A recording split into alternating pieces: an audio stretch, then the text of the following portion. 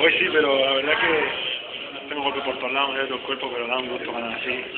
Y la verdad que estoy contentísimo, sobre todo primero por la afición, que es una alegría, y bueno, y también por el equipo, que sabemos que era un partido muy importante y ganarlo sí o sí, como fuese.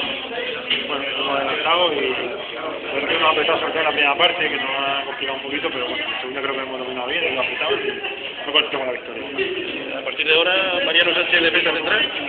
A partir de ahora no lo sé, la verdad que espero que lo de Pablo no sea nada grave, pero yo estoy a disposición del míster donde él quiera ponerme.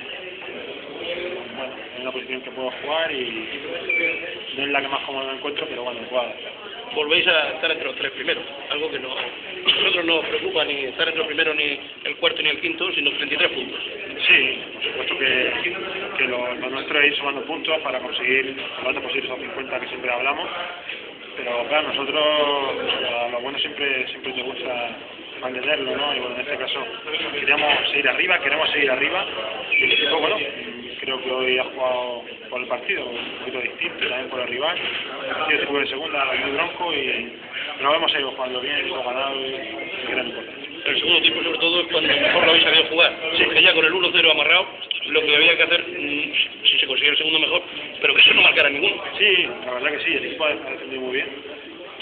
No nos ha ocasionado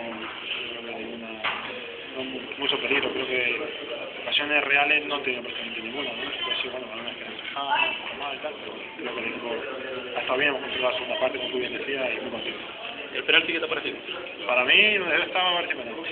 Cuando le pasa el balón, a Víctor y llegaba, la toca los justito para no poder controlarlo. No lo sé, no lo he visto en televisión. Para mí, donde estaba y mira que estaba lejos, me ha parecido.